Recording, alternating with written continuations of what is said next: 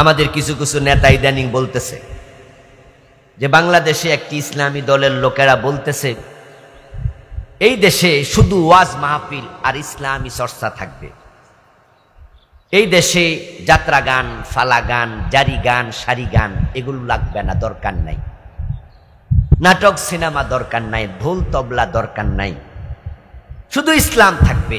এটা সব কি বলে? আমাদের নেতারা টেলিভিশন টকশোতে এসে বলতেছে ইদানিং কিছু কিছু, উনারা উদার হচ্ছে, সংস্কৃতি মনা হচ্ছে, আমাদেরকে কনজারভেটিভ বলছে, আমরা নাকি মৌলবাদী। নেতারা এসে এখন বলতেছে ওই জালেমদের মতো গত 15 বছরে যারা দেশটাকে জুলুমের পুরা আখড়া বানাইছে ওদের মতো আমাদেরকে ওদের সুরে সুর মিলিয়ে মৌলবাদী বলে গালি দিচ্ছে। এখন নতুন কিছু নেতা গজাইছে, যাদেরকে আমরা আগে চিনতাম ইসলামী ভাবাপন্ন হিসাবে। আমরা ছিলাম ইসলামী আর ওরা ছিল ইসলামের পক্ষে ইসলামী ভাবাপন্ন, আর ওরা ছিল ইসলাম বিরোধী।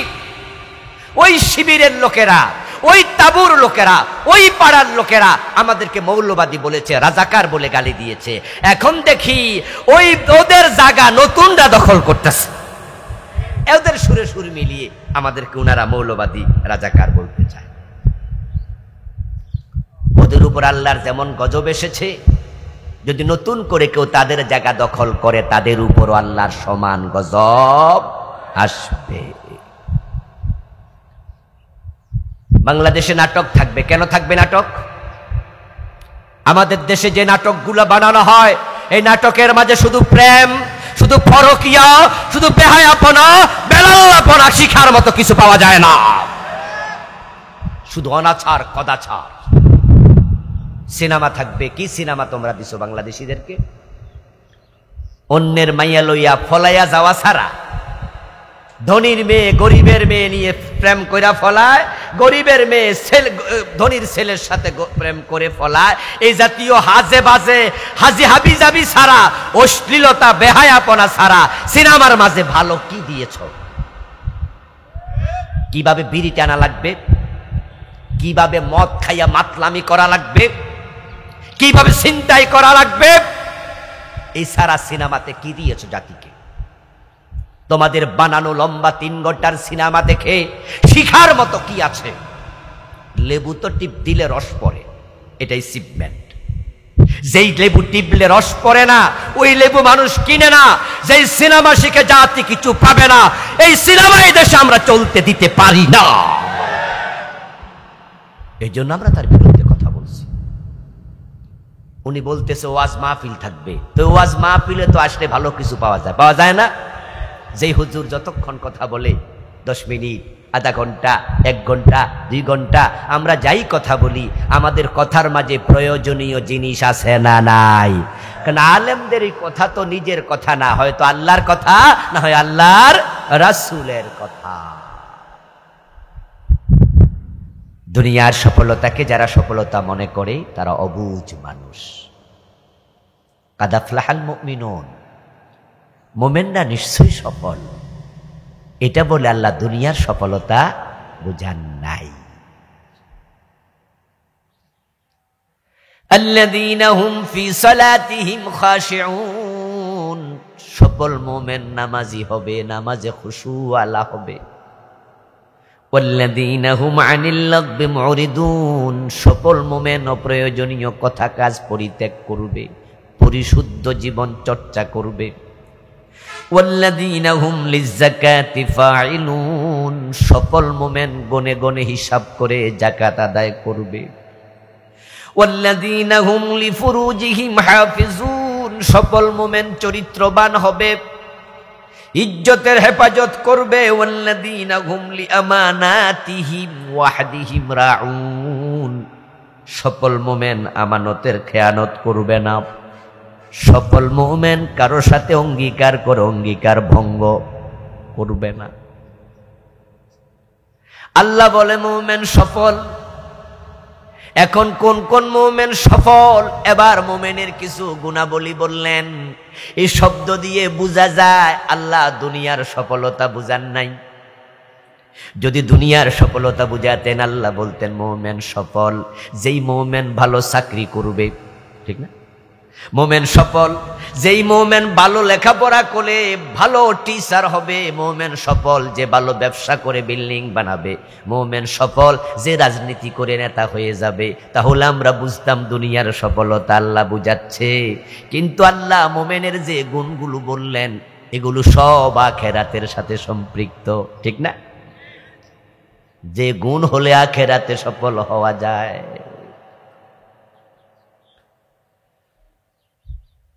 ও প্রিয় ভাই, সফলতার নাম হলো জান্নাত,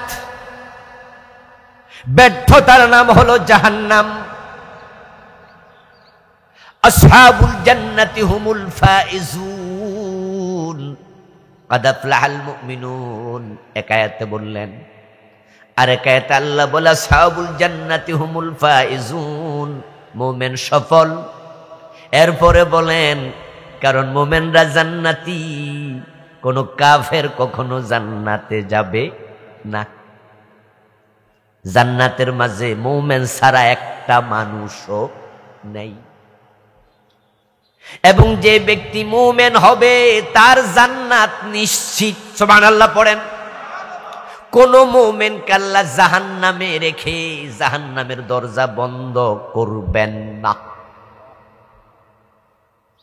কারণ তিনি বলছেন মুমিন সফল।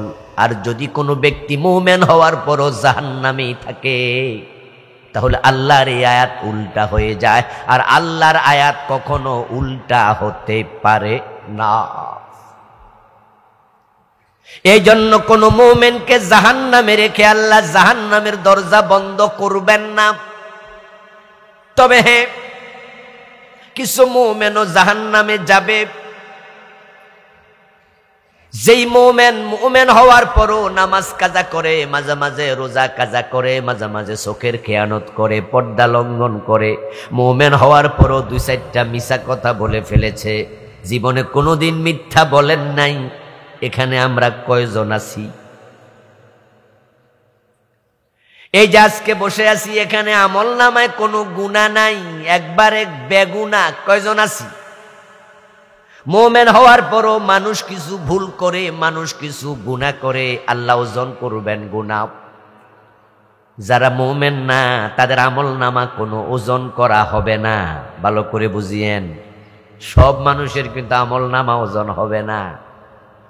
কোরআনে আল্লাহ সূরাতুল কাহাফে বলছেন যারা কাফের হবে তাদের ব্যাপারে ফালা নুকিমু লাহুম ইয়াউমাল কিয়ামাতি ওয়াজনা, আমি কাফেরদের জন্য কিয়ামতের দিন দাড়ি ফাল্লা দাঁড় করাবো না। তাদের কোনো হিসাবই নাই। বরং যারা কাফির, ফাসিক, ফুজ্জার, পাপিষ্ঠ, চরম জাহান্নামী খারাপ মানুষ, ওরা হাসরের মাঠে ওঠার সাথে সাথে আল্লাহ ওদের পা উপরের দিকে দেবেন, মাথা দেবেন নিচের দিকে। নবীজি বলেছেন ইহশারুন নাস ইয়াউমাল কিয়ামাতি সালাসাতা আসনাফ, সিনফান মুশাতা ওয়া সিনফান রুকবানা ওয়া সিনফান আলা উজুহিহিম। কবর থেকে মানুষ যখন উঠবে তখন তাদেরকে তিন দলে বিভক্ত করা হবে। একদল উঠেই হাঁটবে, তারা হবে পদাতিক। উফরাতা হুফাতান উরাতান গুরলা, গায়ে কাপড় নাই, পায়ে জুতা নাই, মাথায় টুপি নাই, খতনা নাই, মায়ের পেটে শিশু যেমন দুনিয়া আসে কবর থেকে অনুরূপ তোলা হবে। তারপর অদৃশ্য শক্তি তাদেরকে পিছন থেকে ধাক্কাবে। ফাতাতুনা ফুয়াজা, তোমরা দলে দলে হাসরের ময়দানে হাঁটে হেঁটে যাবে। তারা হবে পদাতিক বাহিনী, সিনফান মুশাতা।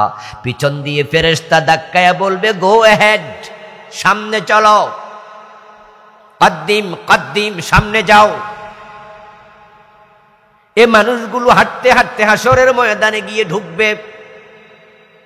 গিয়ে দেখবে মাথার উপরে সূর্য সুরমা দানির শলাকার দূরত্বে অবস্থান করছে। দুদনা শামসি ইয়াউমাল কিয়ামাতি মিনাল খালক হাত্তা তাকুনা কামিকদারি মিলিন, সহিহ মুসলিমের হাদিস। ঢুকে দেখবে সুরমা দানির শলাকার যতটুকু উচ্চতা ঠিক মাথার উপর অতটুকু উপরে সূর্য।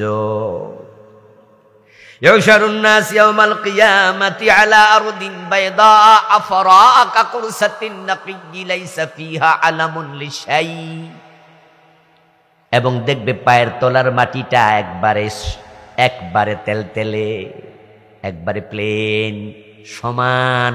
যেমন রুটি বানানোর জন্য খামির বানায়, ওই খামিরে উঁচু নিচু থাকে না।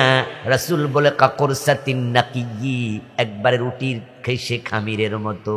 লাইসা ফিহা আলামুন লিশাইইন, কোনো চিহ্ন নাই, উঁচু নিচু নাই, পাহাড় নাই, পর্বত নাই, গাছ নাই, পালা নাই, নদী নাই, বন্দর নাই, কিচ্ছু নাই।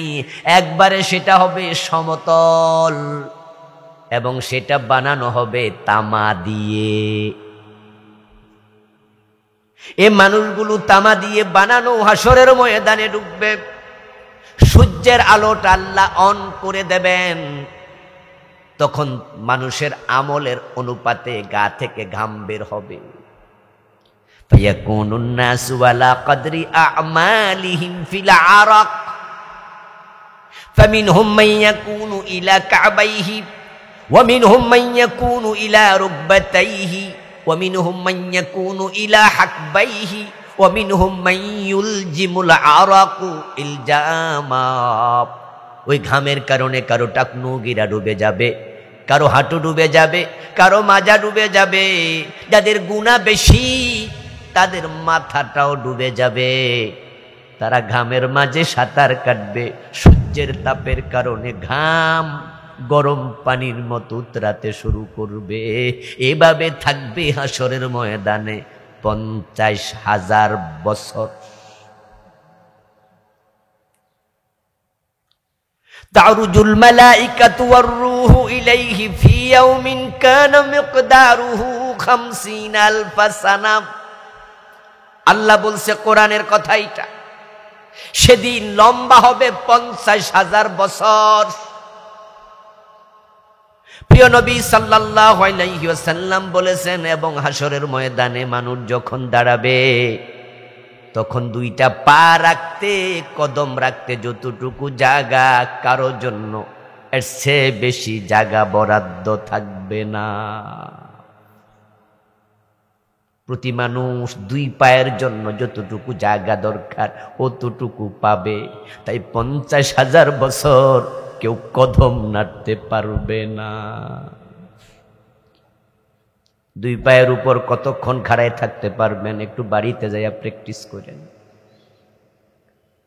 হাঁটতে পারবেন, চলতে পারবেন, ঘুরতে পারবেন 2 ঘন্টা, 4 ঘন্টা, 6 ঘন্টা, কিন্তু শুধু দুই পায়ের উপরে 15 মিনিট একাধারে দাঁড়াইয়া দেখবেন পা জিমজিম শুরু করে দেবে। আর 50,000 বছর পা নাড়ার কোনো জায়গা নাই।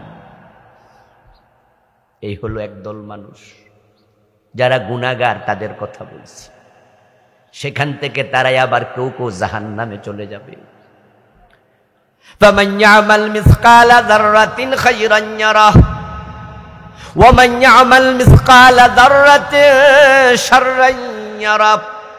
ভালো করুক মন্দ করুক দেখবে, দেখার পর আল্লাহ তাআলা এবার ওজন দেবেন। ফাম্মা মান সাকুলাত মাওয়াজিনুহু ফাহুয়া ফি ঈশাতির রাদিয়াহ ওয়া আম্মা মান খাফফাত মাওয়াজিনুহু ফাউম্মুহু হাওিয়া।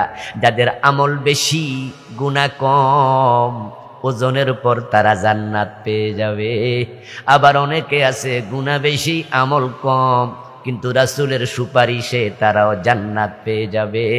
আর যারা হতভাগা বেশি গুনাহগার, তারা সেদিন জাহান্নামে চলে যাবে। তবে তারা সবাই মুমিন, কারণ যারা মুমিন নয় তারা হাসরের মাঠে ঢুকতেই পারবে না। ওরা ভিন্ন দল, একটু পরে বলতেছি। এখানে যারাই ঢুকেছে সবগুলো মুমিন। এবার তারা জাহান্নামী হয়ে গেল। রাসূল সুপারিশ করেন নাই, রোজা সুপারিশ করে নাই, কোরআন সুপারিশ করে নাই, কোনো আলেম সুপারিশ করে নাই, কোনো নবী সুপারিশ করে নাই, কোনো ওলি সুপারিশ করে নাই। কারণ সবাই সুপারিশ চাইলেও করতে পারবে না, সুপারিশও থাকবে আল্লাহর নিয়ন্ত্রণে। ওয়ালা ইয়াশফাউনা ইল্লা লিমান ইরতাদা মান যাল্লাযী ইয়াশফাউ ইনদাহু ইল্লা বিইযনি। চাইলেও সুপারিশ চলবে না। ওরা জাহান্নামে চলে গেল। আমরা ঠিক এই জায়গায় একটু পরে আসব। এই হলো এক গ্রুপ। আরেক গ্রুপ বড় হতভাগা, যেগুলোর জন্য আল্লাহ মিজান দাঁড় করাবেন না। ইউরাফুল মুজরিমুনা বিসীমাহুম ফায়ুখাযু বিন-নাওয়াসি ওয়াল আকদাম। ওই মানুষগুলো কবর থেকে ওঠার সাথে সাথে উল্টে যাবে, পা উপরে চলে যাবে, মাথা নিচে চলে যাবে। আল্লাহ চেহারাটা একটু বাঁকা করে দেবেন। তারা চেহারার উপরে হাঁটবে, মাথার উপরে নয়, মাথা হবে কাইত। তারা চেহারার উপরে হাঁটবে। ফেরেশতারা তাদেরকে দেখে চিনবে, তুই পাপিষ্ঠ, তুই অভিশপ্ত। তখন ফায়ুখাযু বিন-নাওয়াসি। নাওয়াসি শব্দটা বহু বচন, এক বচন হলো নাওসিয়া। নাওসিয়াতুন মানে হলো কপারের অগ্রভাগের চুল। যখন মাথা নিচে পা উপরে, ফেরেশতা গিয়ে কপালের চুলের মাঝে ধরবে। ওয়াল আকদাম, আকদাম শব্দটি কদম শব্দের বহুবচন। কদম মানে পায়ের গোড়ার তলা। এখান থেকে বাংলায় বলে কদম বুসি, ঠিক না? শুনছেন না কদম বুসি?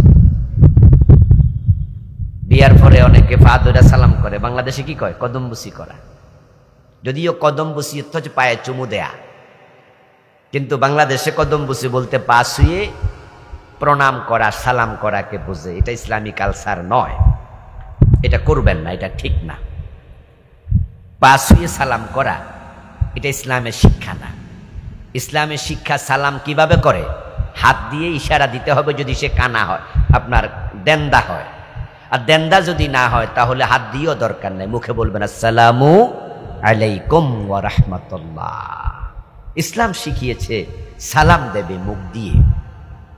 এই পৃথিবীতে মানুষের মাঝে সবচেয়ে শ্রদ্ধেয়, সবচেয়ে সম্মানী যিনি, তিনি নবী মুহাম্মাদুর রাসূলুল্লাহ সাল্লাল্লাহু আলাইহি ওয়াসাল্লাম। আফদালুল বাশার, আফদালুন নাস, সকল মানুষের মাঝে সেরা। রাসূলকে সাহাবারা পা ছুঁয়ে সালাম দিতেন না মুখে দিতেন? রাসূল সালাম কি পা ছুঁয়ে করতে শিখাইছে না মুখ দিয়ে শিখাইছে? তো বাংলাদেশে এটা ঢুকলো কেমনে? এবং এটাকে অতি ভক্তি মনে করা হয়, শ্রদ্ধা মনে করা হয়। যদি পা ছুঁয়ে সালাম না করে তাহলে কেউ কেউ মনে করে জামাইটা বেয়াদব। শাশুড়িকে পা ছুঁয়ে সালাম না করলে মনে করে পুত্রবধূ বেয়াদব। আদবের বহিঃপ্রকাশ তো পা ছুঁয়ে সালাম করার মধ্যে মধ্যে ইসলাম রাখেনি। ইসলাম এটা শিখায়নি। এটা চালু করলো কারা? এই কালচার ঢুকাইলো কারা? খোঁজ নিয়ে দেখবেন এটা হিন্দুদের মাঝে প্রচলিত। হিন্দুরা পায়ে সেজদাও দেয়, ওরা পায়ে ছুঁয়ে সালামও করে, প্রণামও করে। শুধু পায়ে না, ওরা ষষ্ঠাঙ্গে না কত অঙ্গে জানি একবারে ফুরা মারি শুইয়া যায়, বুঝছেন? একবারে ফুরা উত্তইয়া শুইয়া, তারপরে ফুরা বড়ি মাটির মাঝে দিয়া ষষ্ঠাঙ্গ সালাম নাকি জানি বলে। এটা ওদের মাঝে প্রচলিত। এটা যদি হয় তাহলে ওরা বলে বাহ, অনেক আদবওয়ালা, অনেক আদব আছে তার। ইসলাম শিখিয়েছে আসসালামু আলাইকুম ওয়া রাহমাতুল্লাহ। এটা আল্লাহর শিখানো পদ্ধতি। হযরত আদম আলাইহিস সালামকে আল্লাহ যখন বানান তখন আল্লাহ বলেছেন আদমকে ফাসাল্লিম আলা উলাইকা নাফার ওয়া হুম নাফারুম মিনাল মালাইকাতি জুলুস। ও আদম, ওই যে ফেরেশতার একটি দল বসে আছে, সেখানে গিয়ে সালাম দাও। সালাম সর্বপ্রথম ফেরেশতাদেরকে সালাম দিয়েছেন রাসূলুল্লাহ, সালাম শিখিয়েছেন। ইসলাম শিখিয়েছে সম্মান দেওয়ার মাধ্যম হলো সালাম, আর আমরা পা ছুঁই। সুতরাং আজ থেকে আমার ওয়াজ যারা শুনছেন, পা ছুঁয়ে সালাম করবেন না। পা কেউ ছুঁয়ে সালাম করলে তাকে সালাম করতে বারণ করবেন, নেবেন না। এই কালচারটা হিন্দুদের, আমরা হিন্দু কালচার লালন করতে চাই না। আমরা ইসলামকে পেয়ে খুশি হতে চাই। রাদিতু বিল্লাহি রাব্বাও ওয়া বিল ইসলামি দীনা। আমরা আল্লাহকে রব হিসাবে পেয়ে খুশি। ইসলামকে আমাদের জীবনের ব্যবস্থা, লাইফ প্রেসক্রিপশন। ইসলাম আমাদের পূর্ণ জীবন নিয়ন্ত্রণকারী। ইসলাম পেয়ে আমরা বেজার না খুশি? তো আমরা অন্যের কাছে আমরা কেন সংস্কৃতি হাওলাত করতে যাব? ইসলামী কালচার টুপি, আমরা টুপি মাথায় দিয়ে খুশি থাকব। ইসলামী কালচার দাড়ি, আমরা মুখে দাড়ি রেখে খুশি থাকব। ইসলামী কালচার হচ্ছে বড় কুত্তা গায়ে দিলে শরীর ঢেকে থাকে। আল্লাহর হাবিব এটা করতেন। ঢিলে ঢিলে পোশাক পরা, আমরা ঢিলে ঢিলে পোশাক পরে আমরা খুশি থাকব। ইসলাম যেভাবে ডান হাতে খেতে বলেছে, আমরা ডান হাতে খেয়ে খুশি থাকব। ইসলাম শিখিয়েছে টাকনুর উপরে কাপড় পরা, আমরা টাকনুর নিচে নয় উপরে পরে খুশি থাকবো, ঠিক কিনা? ইসলাম তবলা সংস্কৃতি শিখায় নাই, ঢোল দোতরা শিখায় নাই। আমরা তবলা ঢোল দোতরা দিয়ে খুশি থাকবো না। ইসলামী গান সঙ্গীত যদি বলা লাগে, আমরা তবলাহীন দোতরাহীন বাজায়া খুশি থাকবো, ঠিক কিনা? ইসলাম যা দিয়েছে তাপে আমরা বলবো অবিল ইসলামে দীনা, আমি আল্লাহকে রব হিসাবে পেয়ে খুশি, ইসলামকে দিন হিসাবে পেয়ে খুশি। যাকাত আমাল ঈমান, সেই ঈমানের স্বাদ পেয়েছে। মান রাদিয়া বিল্লাহি রাব্বা, যে আল্লাহকে রব হিসাবে পেয়ে খুশি। অবিল ইসলামে দীনা, ইসলামকে দিন হিসাবে জীবন ব্যবস্থা হিসাবে পেয়ে খুশি। অবি মুহাম্মাদিন নবিয়্যা, নবী মুহাম্মদকে নবী হিসাবে পেয়ে খুশি। আমার বন্ধু বলছিলাম, একদল হতভাগা মানুষ যারা উল্টে যাবে তাদেরকে ফেরেশতা গিয়া পায়ের তলায় ধরবে এক হাতে, আর এক হাতে ধরবে মাথার চুলের গোড়ায় অগ্রভাগে, তারপর মেরুদণ্ডের হাড্ডিটা ভেঙ্গে ফুটবলের মতো গোল বানায়া ফেলবে। আল্লাহ বলছেন ফালা নুকিমু লাহুম ইয়াউমাল কিয়ামাতি ওয়াজনা, এই হতভাগা গুলোর জন্য আমি মিজান দাঁড় করাবো না, ফেরেশতাদেরকে বলবো গোল বানায়া বানায়া জাহান্নামে ফেলে দে, তাদের কোনো হিসাবের প্রয়োজন নাই। বিনা হিসাবে দোজখী, বিনা হিসাবে জাহান্নামী। আরেক দল মানুষ বড় সৌভাগ্যবান, ওই মানুষগুলো সিনফানে রুকবানাম, তারা কবর থেকে উঠবে, কবর থেকে ওঠার সাথে সাথে দেখবে কবরের পারে জান্নাতের গাড়ি নিয়ে ফেরেশতারা দাঁড়ায় আছে। জান্নাতের গাড়ি নিয়ে ফেরেশতারা কবরের পারে দাঁড়ায় আছে। ফুলের মালা হাতে, ফুলের পাপড়ি ছিটাবে, মালা গলায় পড়াবে, মারহাবা আহলান সাহলান মোস্ট ওয়েলকাম বলে ফেরেশতারা আপনাকে আল্লাহর জান্নাতের গাড়িতে তুলবে। ওই গাড়িটা হাসরের ময়দানে ঢুকবে না, কারণ হাসরের ময়দানে থাকা যাবে না, বড় কঠিন জায়গা। ওই গাড়িটা চলে যাবে ডিরেক্ট আল্লাহর আরশে আজিমের নিচে। নবীজি সাল্লাল্লাহু আলাইহি ওয়াসাল্লাম বলেছেন, ৮ দল মানুষ আরশে আজিমের নিচে জায়গা পাবে। একটি হাদিসে আসছে ৭ দল, সাবআতুন ইউযিল্লুহুমুল্লাহু ফি যিল্লিহি ইয়াওমা লা যিল্লা ইল্লা যিল্লুহু। ৭ গ্রুপ মানুষ আরশে আজিমের নিচে জায়গা পাবে। ১ নাম্বার ন্যায় বিচারক শাসক, ২য় নাম্বার ওই যুবক যে যৌবনকালে ইবাদত করেছে, ৩ নাম্বার যার অন্তর মসজিদের সাথে ঝুলাইয়া দিছে, ৪ নাম্বার এমন ২ মানুষ যারা একে অপরে আল্লাহর জন্য নিজেদেরকে ভালোবাসে, ৫ নাম্বার ওই যুবক যাকে কোনো সুন্দরী মেয়ে খারাপ প্রস্তাব দিছে, সে বলেছে আমি আল্লাহকে ভয় করি, আমি জিনা করতে রাজি নয়। ৬ নাম্বার যাকারাল্লাহ খালিয়ান ফাফাদাত আইনাহু, ও ব্যক্তি যে আল্লাহর ভয়ে একা একা কাঁদে, চোখের পানি ঝরায়। ৭ নাম্বার তাসাদ্দাকা বিসাদাকাতিন ফাখফাহা হাত্তা লা তা'লামা শিমালুহু মা তুনফিকু ইয়ামিনুহু, গোপনে দান করে, ডান হাত কি দিল বাম হাতও জানে না। ৮ নাম্বার মান আনজারা মুসরা ওয়া ওয়াদা'a লাহু, যে ব্যক্তি কোনো অসমর্থ ব্যক্তিকে টাকা পাওয়ার পরও সুযোগ দেয় অথবা সে টাকা পেত, গরিবটাই কিছু মাফ করে দেয়। আযাল্লাহুল্লাহু ফি যিল্লিহি ইয়াওমা লা যিল্লা ইল্লা যিল্লাহু, যে গরিবের প্রতি ইহসান করে আল্লাহ তাকে আরশে আজিমের নিচে বসতে দেবেন। এই হলো 8 গ্রুপ মানুষ। এই মানুষগুলো আরশে আজিমের নিচে থাকবে 8 থেকে 10 মিনিট। রাসূলুল্লাহ বলছে কাসসালাতিল মাকতুবা আল্লাতী তুসাল্লা ফিদ দুনিয়া, দুনিয়াতে 1 ওয়াক্ত ফরজ নামাজ পড়তে যতক্ষণ সময় লাগে ঠিক ওইটুকু সময় তারা আরশে আজিমের নিচে বসা থাকবে। তারপরে তাদের ডান হাতে আল্লাহ আমলনামা দেবে। এবার তাদের আমলনামা খুলতে বলবেন না, পড়তে বলবেন না। ফায়ানজুরা ফি কিতাবিহি ফায়াতাজাওয়াজা আনহু, এক নজর তাকায়া বলবেন যাও যাও জান্নাত দিয়ে দিলাম। তারা বিনা হিসাবে জান্নাতে চলে যাবে। আমার বন্ধু, এই যে মানুষ জান্নাতে চলে গেল, যারা জাহান্নামে বিনা হিসাবে জাহান্নামে গেল, এখন যারা হাসরের ময়দানে আসেন, এবার তাদের কাছে যাদের কথা থেকে এখানে আসলাম, তাদের মাঝে কেউ যাবে জান্নাতে, কেউ যাবে জাহান্নামে। এখন জাহান্নামে যে মুমিন গেল, ওরা যদি জাহান্নামে থেকে যায়, কাদ আফলাহাল মুমিনুন, এই আয়াত উল্টা হয়ে যায়। জান্নাতের নাম হলো সফলতা। তাহলে কিছু মুমিন যে জাহান্নামে আছে, এটার কি হবে?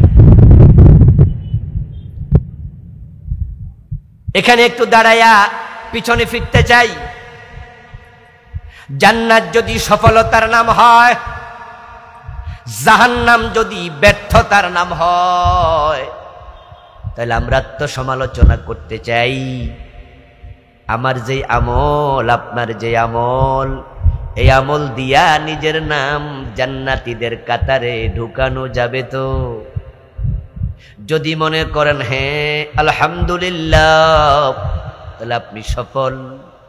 কিন্তু যদি মনে করেন যে না, আমার যে আমল উপায় নাই, তাহলে আপনিও ব্যর্থ। 1000 কোটি টাকা আছে, বিঘা বিঘা জমিন আছে, দেশের বড় ক্ষমতার চেয়ার আছে, কিন্তু জান্নাতীদের কাতারে নাম নাই, তুমি ব্যর্থ। আর থাকার জন্য ঘর নাই, খাওয়ার জন্য খাবার নাই, পরিধান করার জন্য কাপড় নাই, থাকো পরের জমিতে ভাড়া। রিক্সা যেটা চালাও সেটাও তোমার না, সেটাও ভাড়া। তবে তুমি হারাম খাও না। নামাজের সময় হলে কৃষক দিন মজুর খেতে আইলে গামছা বিছায়া নামাজ পড়ে। রিক্সাওয়ালাকে দেখেছি রিক্সা ফুটপাতে তুলে ওই রিক্সার সামনের চাকার পাশে গামছা মাটিতে বিছায়া নামাজ পড়ছে। ওই গরিব হতে পারে, কিন্তু জান্নাতীর কাতারে নাম আছে, সে সফল হয়ে গেছে। এজন্য কার পকেটে কত টাকা আছে, কার কয়তলা বাড়ি আছে, কার ছেলে কোন অফিসার হইছে, ওই সব ভাববেন না। নিজেকে খোঁজেন, এই আমল জান্নাতীদের কাতারে নাম নিচ্ছে কিনা, জান্নাতে যাওয়ার মতো উপযুক্ত আমল করতে পারছেন কিনা, সুদে টাকা লাগায়া রাখছেন কিনা, ঘোষ খান কিনা, মানুষ ঠকান কিনা, ওজনে কম দেন কিনা, মালে ভেজাল দেন কিনা, বোনের জমি অমুকের জমি তমুকের জমি জোর কইরা দখলে রাখছেন কিনা, জাল দলিল করেন কিনা, হারামের সাথে আছেন কিনা। যদি থাকেন আপনি ব্যর্থ।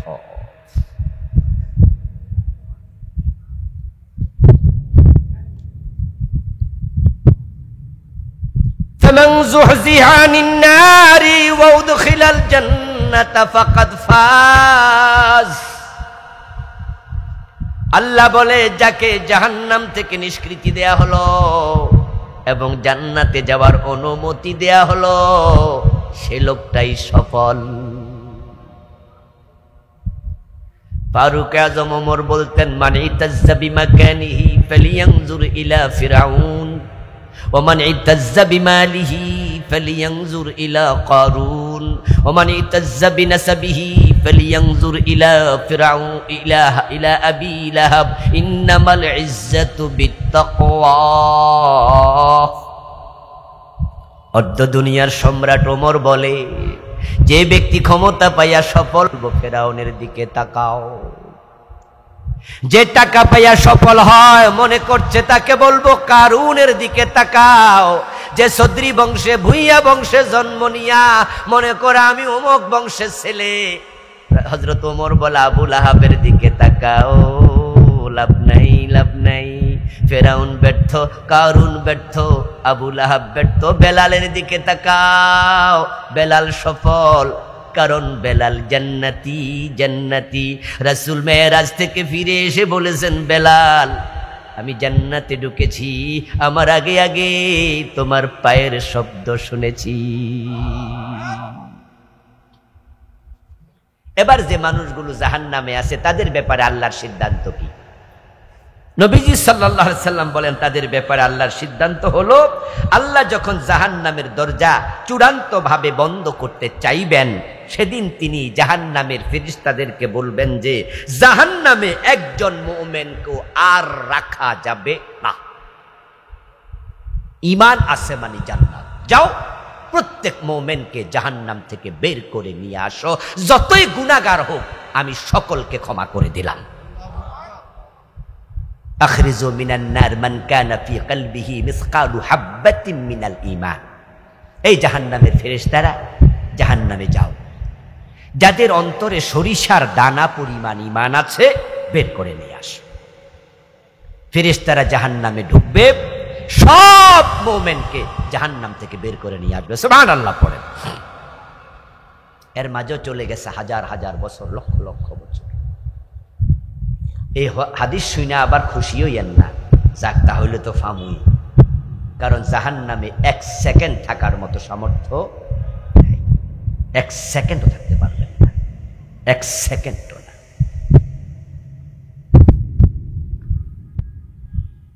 জেলখানায় গেলে 2-4 বছর পরে সারা পাইয়া যাবো, এজন্য কি আমরা কেউ জেলে যাওয়ার শখ দেখাই? কেউ চান জেলে যাইতে? তো জাহান্নামের ব্যাপারে ভাবেন কেমনে?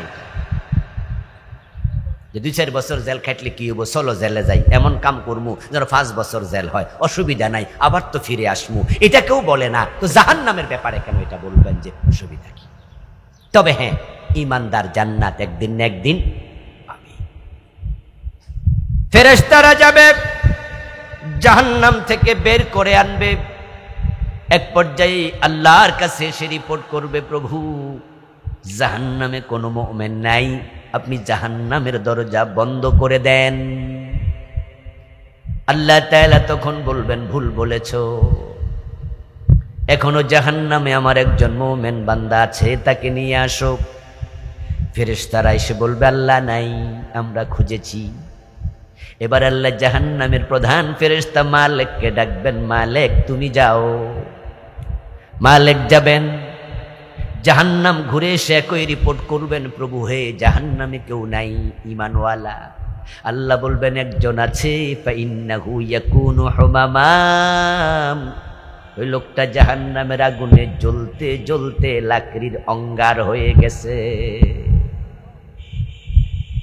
ওরে দেখলে আর বোঝা যাবে না এটা যে মানুষ, এটা অঙ্গার, এটা কয়লা হয়ে গেছে। মালিক ফেরেশতা যাবেন, গিয়ে তাকে খুঁজে বের করবেন, তারপরে বলবেন, চলো জাহান্নাম থেকে তুমি মুক্ত। কিন্তু সে চলবে কেমনে? চলার মতো কোনো বলই নাই। ইয়াখরুজু মিনান নারি হাবওয়া, সহিহ মুসলিমে এসেছে, প্রিয় নবীজি বলেন, তখন লোকটা তার নিতম্বের উপরে, ব্যাক সাইডের উপরে হামাগুড়ি কাটবে, বসে বসে একটু একটু করে ক্রলিং করে করে জাহান্নাম থেকে বের হবে। এবার আল্লাহ তাআলা জাহান্নামের দরজা বন্ধ করবেন, তাকে আল্লাহ জান্নাতে ঢুকাবেন। কাদ আফলাহাল মুমিনুন, মুমিনরা সফল, এর মানে কোনো মুমিন জাহান্নামে যাবে না। তাহলে এবার বলুন তো, ঈমান থাকলে জান্নাত পাওয়া যাবে, ঈমানের যত্ন নেয়া দরকার আছে কি না? ঈমান যদি থাকে জান্নাত পাবেন, কিন্তু যদি কেউ শিরিক করে ঈমান থাকবে না। কেউ যদি কুফর করে ঈমান থাকবে না। কেউ যদি নিফাকের সাথে জড়িত হয় ঈমান থাকবে না।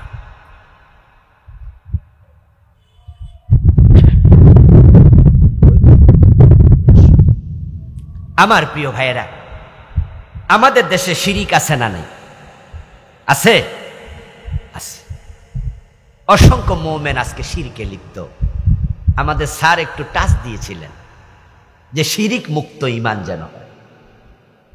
তিনি বলেছেন বেদাত মুক্ত আমল যেন হয়। অসংখ্য মুমিনেরা আজকে শিরিক করছে। এই যে নির্বাচন আসতেছে, আমাদের নেতারা মাইক হাতে নিয়ে বলবে জনগণ সকল ক্ষমতার উৎস, বলবে না? শিরিক। নেতা জানে না এটা শিরিক।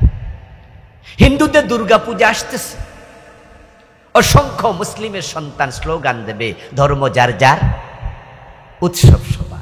শিরিক, ঈমান থাকবে না। ঘরে ঘরে খোঁজ খবর মেসেজ চলে গেছে।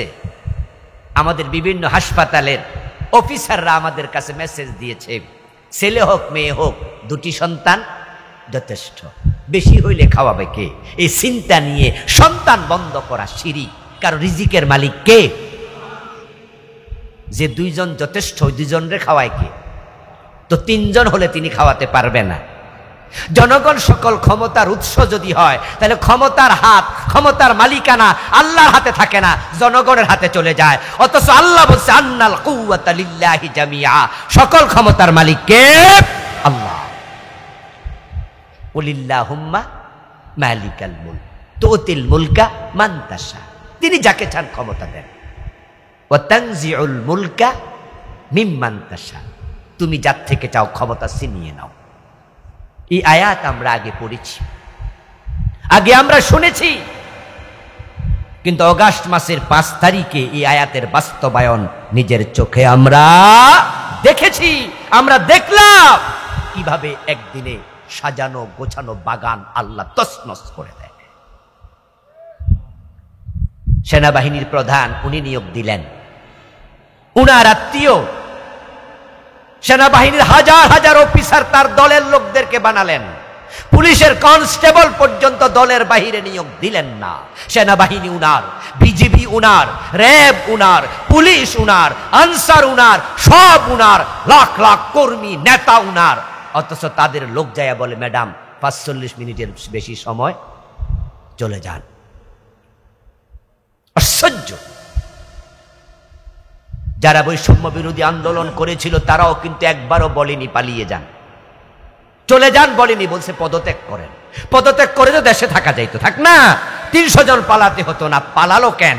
বিখ্যাত আরবি প্রবাদ, যেমন কর্ম তেমন ফল। আল্লাহ তাআলা বলেন তিলকাল আইয়ামু নুদাবিলুহা বাইনান নাস, আমি মানুষের মাঝে দিনগুলো আবর্তিত করি। আজকে আপনি ছেলে, কালকে হবেন বাবা। আজকে আপনি বধূ, কালকে হবেন শাশুড়ি। বাবার সাথে যে আচরণ করছেন ছেলে, সে বাবা হলে তার সন্তানের ওই আচরণ ফিরিয়ে দেবে। আজকে শাশুড়ির সাথে যে আচরণ করছে পুত্রবধূ, তিনি যখন শাশুড়ি হবেন তার পুতের বউ একই আচরণ করবে। গত 15 বছর আলেমদের সাথে যারা অপমানজনক আচরণ করেছেন, 5ই আগস্ট আল্লাহ তাআলা তাদেরকে অপমান করে দিয়েছেন।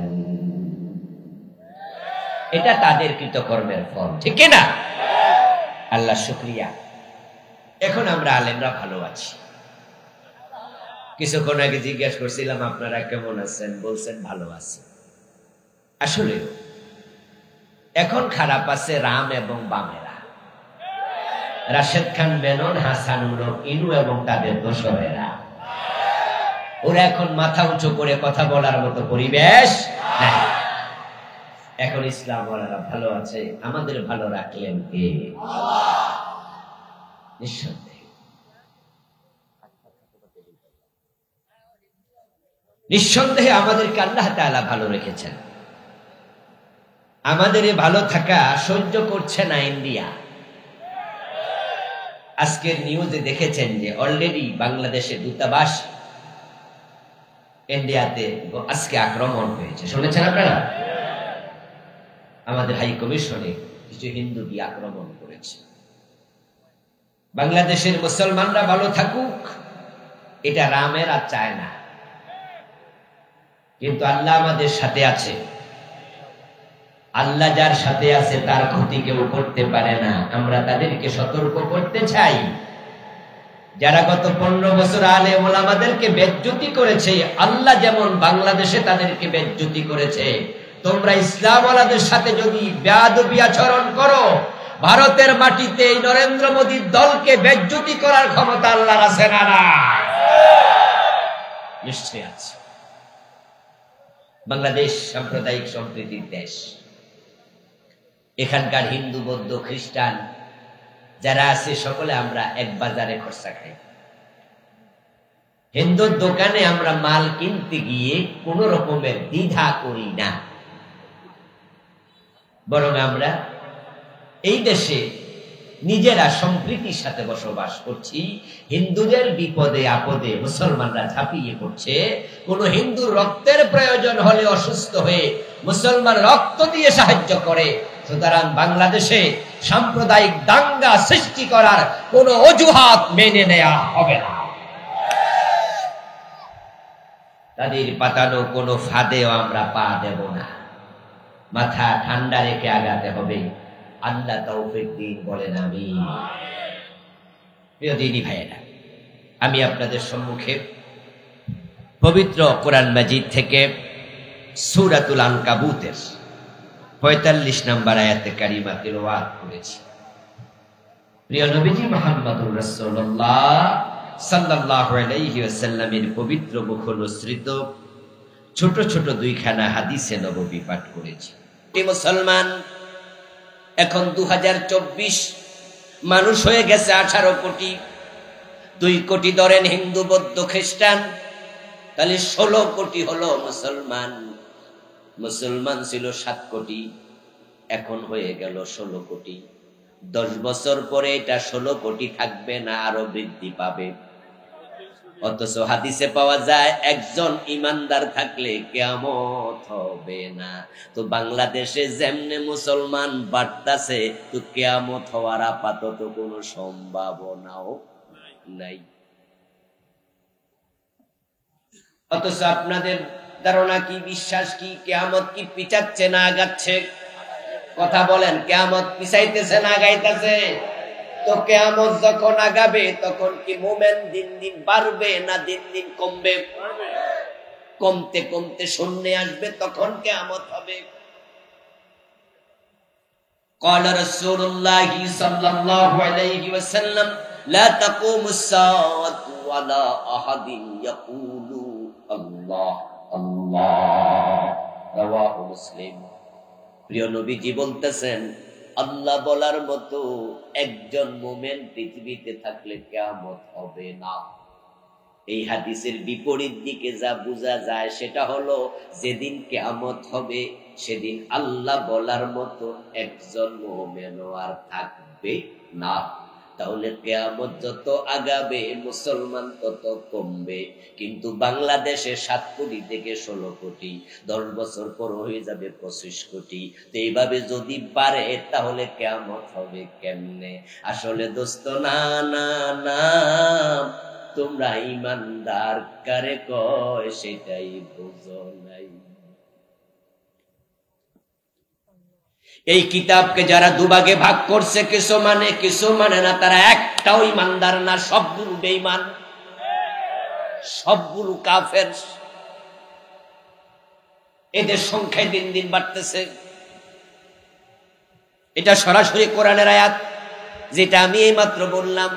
আমার মুখে এসেছে বাংলা শব্দ, আমার রব বলেছে আরবিতে, ইয়াকুলুনা নুমিনু বিবাদিন ওয়া নাকফুরু বিবাদিন ইউরিদুনা আন ইয়াত্তাখিযু বাইনা যালিকা সাবিলা উলাইকা হুমুল কাফিরুনা হাক্কা। আল্লাহ তাআলা বলেন, তারা বলে কিছু মানি আর কিছু মানি না। এই আল্লাহর বান্দা কোরআন মানেন? কই জি। তাহলে চোর ধরে হাত কাটার পক্ষে কেন আসেন না? কই হুজুর সব কি আর মানিনি? আপনারা হুজুর মানুষ, আপনারা কোন, কিন্তু আমরা সব তো পারি না। কিছু মানি কিছু মানি না, এই চিন্তার লোকের সংখ্যায় সমাজে সবচেয়ে বেশি। আজকের মাহফিল আসছে, হুজুর থেকে ওয়াজ শুনে আমল করে জান্নাত পেয়ে যাবে, তাহাজ্জুদের নামাজ পর্যন্ত পড়ে, অথচ সুদে টাকা লাগায়া বসে আছে এমন নামাজি আছে না নাই? যে সুদ খায় সে কি জান্নাতের রাস্তায় আছে? কোন জান্নাত তুমি খোঁজো? কোন জান্নাত খুঁজছো দোস্ত? সুদ খেলে ৭৩ গুনাহ, সবচেয়ে ছোটটা হলো নিজের মায়ের সাথে জিনা, আর সবচেয়ে বড়টা হলো আল্লাহ এবং তার রাসূলের সাথে যুদ্ধ ঘোষণা।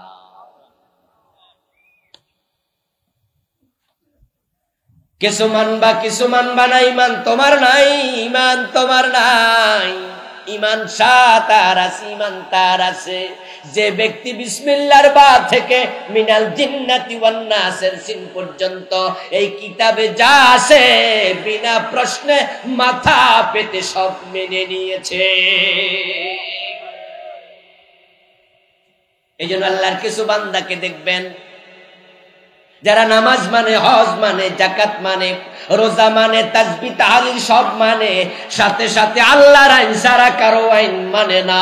তারা আল্লাহর আইনের ব্যাপারে এত সিরিয়াস, ওদেরকে জেলে নিয়ে পিটাইয়া হাঁটু ভেঙে দেয়, প্লাস দিয়া নখ তুলে ফেলে, 100 মামলা দিয়া জেলে বছরের পর বছর রাখে, সারা পাইয়া আবার মিছিলে চলে যায়, একামতে দিনের কর্মসূচিতে চলে যায়।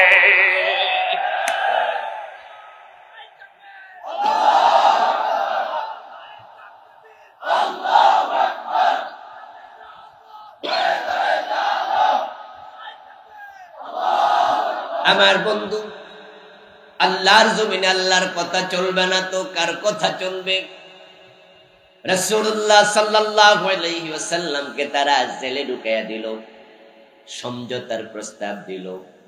আমার রাসূল কোন সমঝোতার প্রস্তাব গ্রহণ করেন নাই, বরং আল্লাহ তাআলা ওদের প্রস্তাবের জবাবে বলে দিল, কুলিয়া আইয়ুহাল কাফিরুনা লা আ'বুদু মা তা'বুদুন। ও কাফেরেরা, যে দেবতার পূজা তোমরা করছো, লা আ'বুদু, সেটা আমি করব না, ওটা আমাকে দিয়ে হবে না,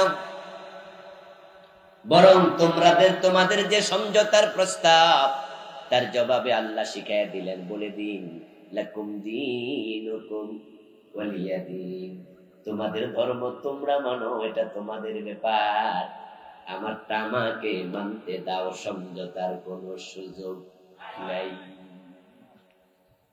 আমার প্রিয় নবী সাল্লাল্লাহু আলাইহি ওয়াসাল্লাম তাদের সমঝোতার প্রস্তাব ফিরিয়ে দিলেন।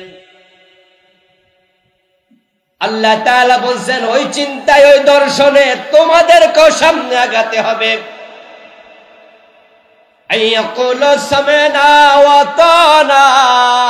তারাই শুধু মুমিন থাকবে যারা আল্লাহ এবং রাসূল যা বলবে শুনতে দেরি, মানতে দেরি করবে না।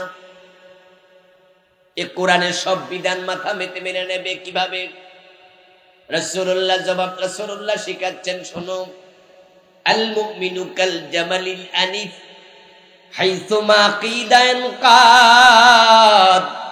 আমার রাসূল বলেন, যে প্রকৃত অর্থে কোরআনে বিশ্বাসী হয় সে হয়ে যায় ওই ওটের মতো, যে ওটের নাকের ভিতরে মালিক রশি ঢুকাইয়া দিছে। ওটের নাকের ভিতরে মালিক যদি রশি ঢুকাইয়া দেয়, সেই ওট মন মতো চলে না, মালিকের টান মতো। মালিক টানে যেদিকে কদম দেবে সেদিকে, উল্টা পাল্টা কদম দিলে তার নাক ছিঁড়ে যাবে।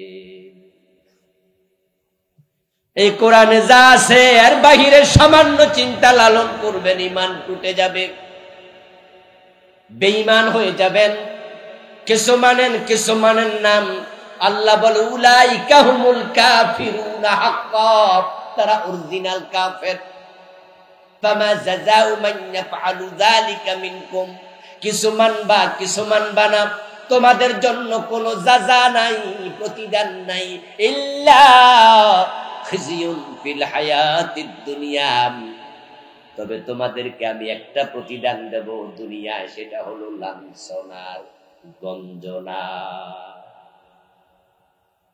আল্লাহর কথা বাস্তবায়ন হয়ে গেছে। আজকের পৃথিবীতে এই অধিক্কা মুসলমানগুলো খুবই লাঞ্ছিত অবস্থায় আছে। আপনি তাকায়া দেখেন, মুসলমান যেখানে মাইরি খায়,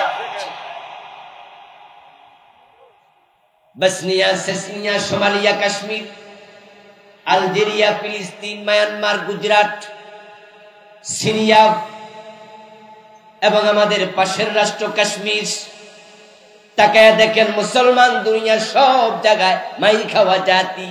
অথচ একটা সময় মুসলমান ছিল যেখানে বিজয় তাদের পায়ে চুমো দিয়েছে, সেখানে মুসলমানরা অর্ধ পৃথিবী শাসন করেছিল। এই ভারত উপমহাদেশ মুসলমান প্রায় 1000 বছর শাসন করেছে। আমরা পারস্য শাসন করেছি, আমরা ইটালির রোম শাসন করেছি। হযরত ওমরের সময় পারস্য বিজয় হয়েছে, রোম বিজয় হয়েছে। হযরত তারিক বিন জিয়াদ রাদিয়াল্লাহু তাআলা আনহু 7000 সৈন্য নিয়ে স্পেন বিজয় করেছে।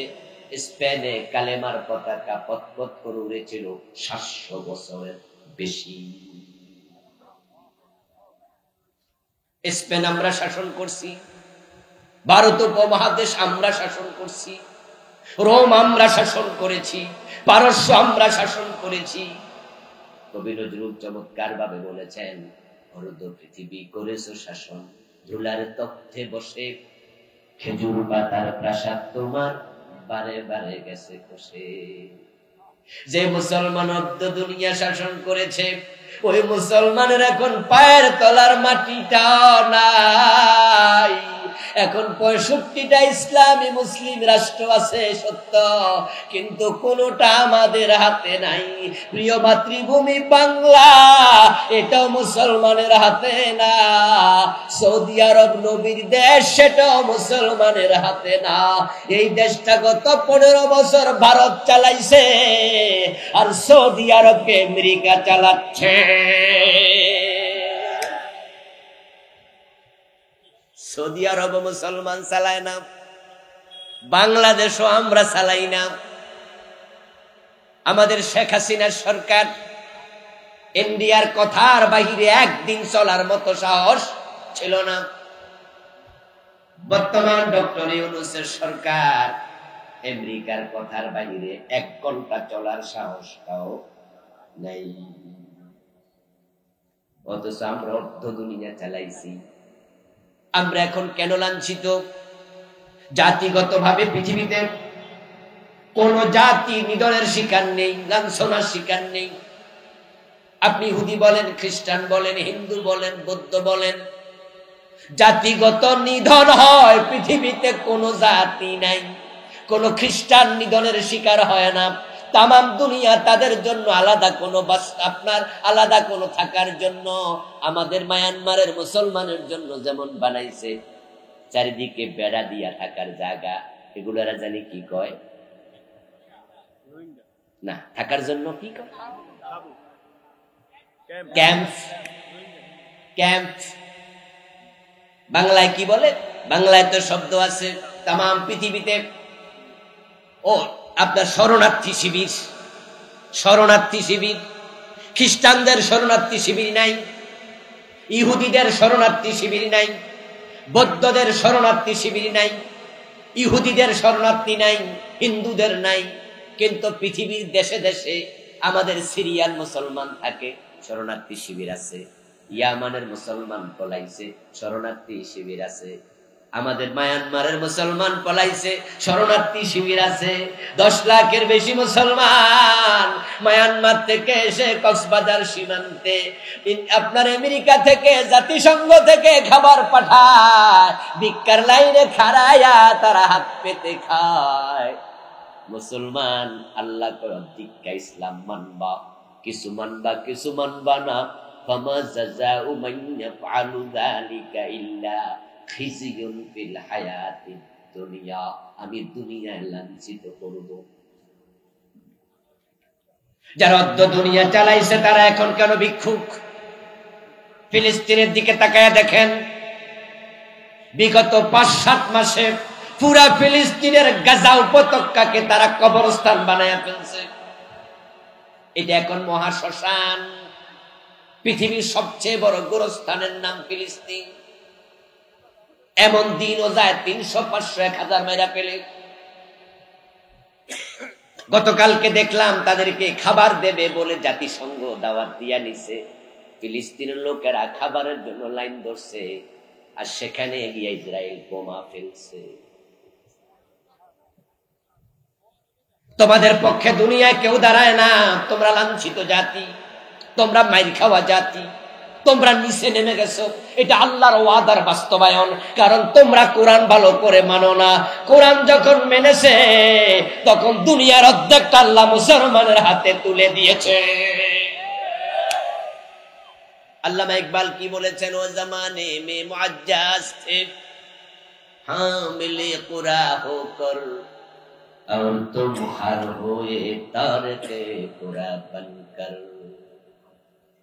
আল্লামা ইকবাল রাহিমাহুল্লাহ বলেন, এক সময় তামাম দুনিয়ায় তোমরা সম্মানিত ছিলে, এর কারণ তোমরা ছিলে কোরআন ওয়ালা। আর এখন তোমরা অপমানিত জাতি, কারণ তোমরা নিজেরাই কোরআন ছেড়ে দিয়েছ। এ হলো দুনিয়া। আখিরাতে কি? وَيُرَدُّونَ يَوْمَ الْقِيَامَةِ إِلَى أَشَدِّ الْعَذَابِ। যারা ইসলামের কিছু মানবে কিছু মানবে না, তাদেরকে কঠিন কিয়ামতের দিন কঠিন আযাবে ধাক্কায়া ফেলে দেব। নাউযুবিল্লাহ। আমার ওয়াজ শুনে কেউ কেউ মনে মনে হয়তো ভাবছেন, হুজুর কয় কি রে, তাহলে আমরা যে কিছু মানি এটাও বুঝি বাদ। আমি বলবো, দোস্ত কথা তো আমার নয়, কথাগুলো কার? অর্ধেক মানবা বাতিল, ফামা জাযা, প্রতিদান নাই। এবার দুই একটা যুক্তি দেই। ফজরের নামাজের ফরজ কয় রাকাত? জোরে বলেন, কয় রাকাত? যদি কোনো আল্লাহর বান্দা 1 রাকাত পড়ে সূরা ইয়াসিন দিয়া 15 মিনিট লাগাইয়া সুন্দর কেরাত ধীরস্থির ভাবে পড়ছে, ভালো নামাজ, সুন্দর নামাজ। কিন্তু 1 রাকাত পড়ে সালাম ফিরাইয়া বাড়ি চলে গেছে, সে 50% সওয়াব পাবে, 40%, 33? কেন পাবে না? কেন? সে তো অর্ধেক পড়েছে, সওয়াব পাবে না? বাতিল? কথা বলুন, বাতিল হলো কেন? আল্লাহ অর্ধেক জিনিস নেয় না। আচ্ছা, অর্ধেক জিনিস আমরা নেই কিনা একটু এবার বলি। আপনাদের এখানে কোনো বাজার আছে? নাম বলেন। আমিষাবাড়া বাজারে পাশে বাড়ি মুরব্বি চাচি আম্মা বলল তার স্বামীকে, কারেন্ট কখন চলে যায় বলা যায় না, মোমবাতি ঘরে নাই, যাও একটা 10 টাকার মোমবাতি নিয়ে আসো। পাশেই তো বাজার, বুড়া মুরব্বি রওনা দিছে বাজারে। কিন্তু তার ডয়ার খুলে দেখে 1000 টাকার একটা নোট আছে, আর কোনো বাংতি টাকা নাই। মুরব্বি মনে মনে ভাবে, খরচ হলো 10 টাকার, আছে 1000 টাকা। এখন এই নোট নিয়ে যদি বাজারে যাই, আমি বুড়া মানুষ, হারায় গেল বিপদ। পকেট মারে হাত দিয়া নিলে আরো বিপদ। কি করি কি করি? কিন্তু টাকা ছাড়া বাজারে গেলে তো খরচ দেবে না।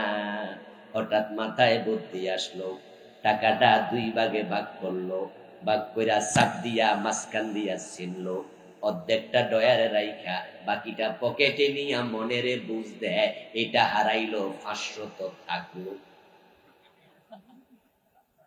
ঘরের মাঝে অর্ধেকটা রেখে আবার মুরব্বি বাজারে গেলেন। দোকানদারের কাছে অর্ধেকটা দিয়ে বলছে, 10 টাকার মোমবাতি দাও, 490 টাকা ফেরত দাও। আপনাদের কাছে জানতে চাই, 490 ফেরত দেবে তো?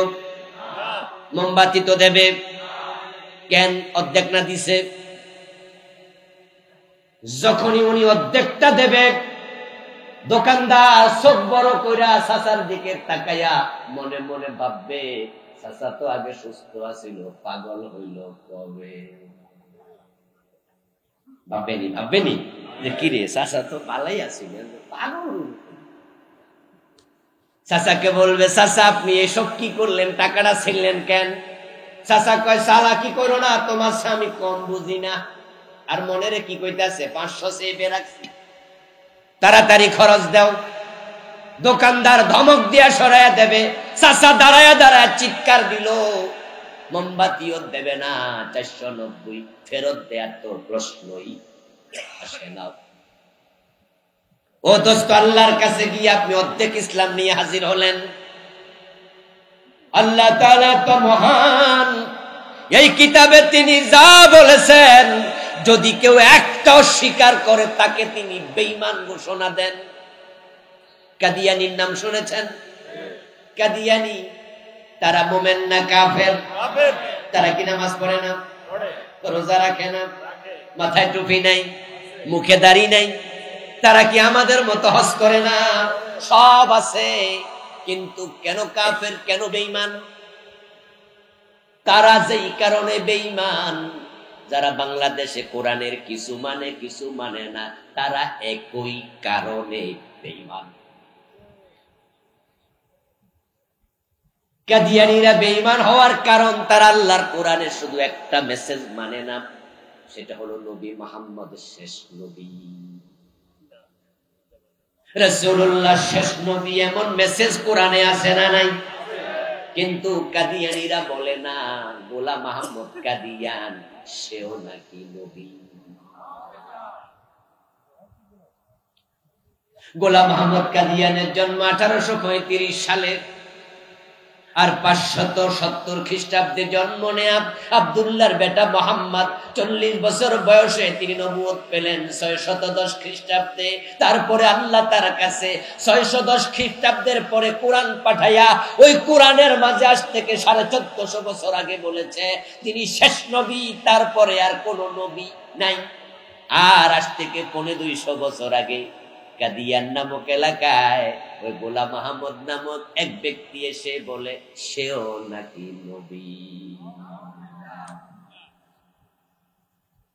যেই মানুষগুলো গোলাম আহমদ কাদিয়ানকে নবী বলে মেনে নিল, তার আল্লাহর কোরআনের একটা মেসেজ অস্বীকারী হয়ে গেল। কোরআনের একটা মেসেজ অস্বীকার করলো, ঈমান শেষ। ইবলিস শয়তানের ব্যাপারে আপনাদের চিন্তা কি? সে কি মুমিন না কাফের? জোরে বলুন একটু, ইবলিস কি মুমিন না কাফের? কোরআনে আছে না নাই? আবা ওয়াস্তাকবারা ওয়া কানা মিনাল কাফিরিন। আল্লাহ বলে ইবলিস অস্বীকারী, সে কাফের। কি অস্বীকার করছে? সে যে কাফের হলো, সেও আল্লাহর মাত্র একটা আইন মানতে অস্বীকার করেছে। আল্লাহ বলছে আদম রে সিজদা করো, সে কয় না, ঈমান শেষ। আল্লাহ বলল আদমকে সিজদা করো, সে করলো না, সে বেঈমান। কাদিয়ানী নবী মুহাম্মদকে শেষ নবী মানলো না, তারা বেঈমান। এবার আপনি আত্মসমালোচনা করুন তো দেখি। চোর ধরে হাত কাটো, এই 53 বছরে কয়দিন মানছেন? ডাকাত ধরে শুলে দাও, এই আইন কয়দিন মানছেন? জেনা করলেও বিবাহিত 100 বেত লাগাও, বিবাহিত হলে পাথর মেরে হত্যা করো, এই আইন 53 বছরে কয়দিন মেনেছেন? সৃষ্টি যার আইন চলবে তার, এই আইন কয়দিন মানছেন? আপনার দিকে তাকালে দেখা যায় ডজন ডজন মানেন না। আর কাদিয়ানী একটা মানে না, ইবলিস একটা মানে না। তাদেরকে কাফের বললে নিজে মুমিন থাকলেন কেমনে?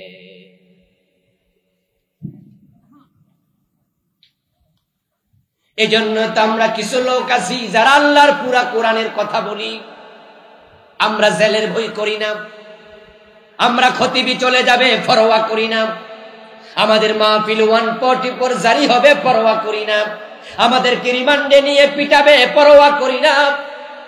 আজকে আমার আগের যিনি বক্তা ছিলেন ডক্টর হাবিব ভাই, কতবার জেল খাটছে আমিও জানি না। এই আল্লাহর বান্দা কতবার খাটছে। এই রমাদানও ধরে নিয়ে গেছে, রমাদানও জেলখানায় ছিলেন। আমাকে 3 বার ধরেছে, কুছ পরোয়া নিহি, কুছ পরোয়া নিহি। আমরা এগুলো এজন্য পরোয়া করি না, কারণ দুনিয়ার বিপদ ভয় পাইয়া সুবিধাবাদী হলে জান্নাত পাওয়া যায় না। আর জান্নাত পাওয়ার মতো নবী ইব্রাহিমের মতো প্রয়োজন আগুনে পড়তেও রাজি থাকা লাগে।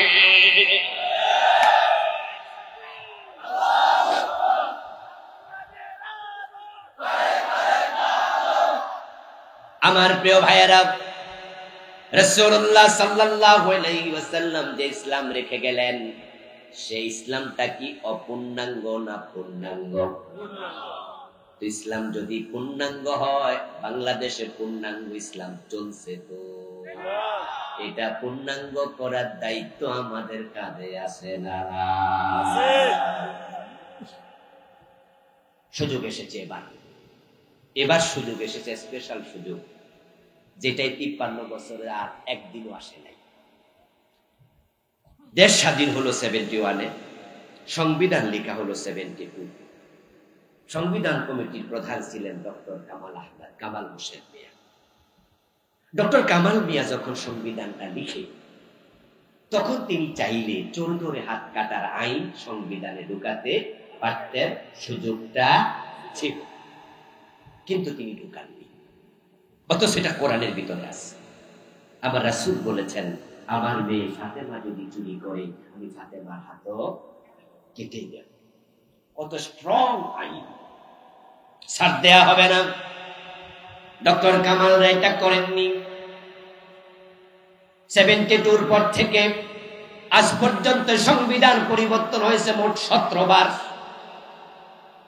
তাহলে পরে যারা সংবিধান বিভিন্ন সময় পরিবর্তন করছে, চোর ধরে হাত কাটার আইন ঢুকানোর সুযোগ তাদেরও ছিল কিনা? তারাও ঢুকায় নাই। চোর ধরে হাত কাটানো নফল না ফরজ? নামাজ পড়া নফল না ফরজ? দুইটাই তো ফরজ, তো নামাজ ধরলা, এটা ছাড়লা কেন? কারণ শুধু একটা, সেটা হলো যারা আমাদের দেশে 53 বছর ধরে দেশ চালাইছে, তারা মানুষের জন্য অনেকে রাজনীতি করে নাই, তাদের মাথায় চুরির চিন্তা আছে। অধিকাংশ রাজনীতিবিদ চোর, অধিকাংশ চোর, এবং তারা যে বড় চোর এটা তো আমরা কয়দিন আগে শুনছি। নেত্রী যে বলছে তার বাড়ির ফিয়ন 400 কোটি টাকার মালিক। এই কথাটা আমি বলছি না, নেত্রী বলছে। যদি ফিয়ন 400 কোটি টাকার মালিক হয়, তাইলে বাড়িওয়ালা কত কোটি টাকার মালিক?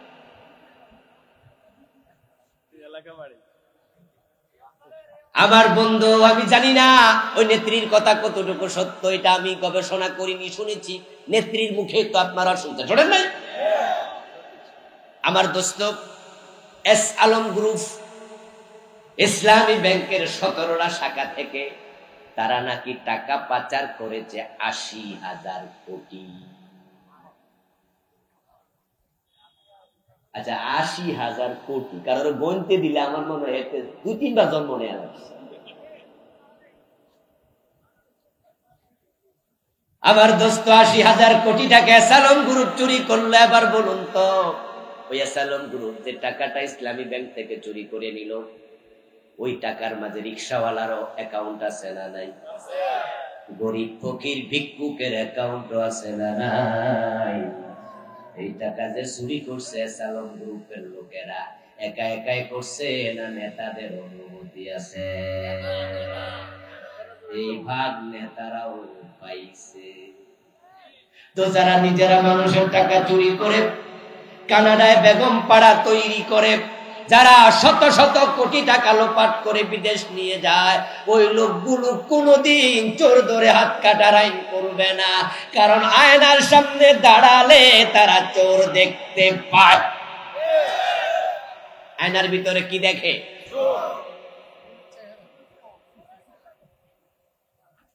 তা আমরা যারা চোর ধরে হাত কাটার আইনের কথা বলি, তারা আমাদেরকে রাজাকার বলে গালি দেয়। কারণটা কি? আমরা তো তাদের বিরুদ্ধে বলিনি, আমরা তো কোরআনের আইনের কথা বলি। আমরা কেন রাজাকার বলে গালি খাবো? কারণ তো শুধু একটা, নিজের হাতের চিন্তায় অস্থির। কারণ চোর ধরে হাত কাটার আইন চালু হলে এই দেশে অনেক রাজনীতিবিদ নেতার হাত থাকবে না।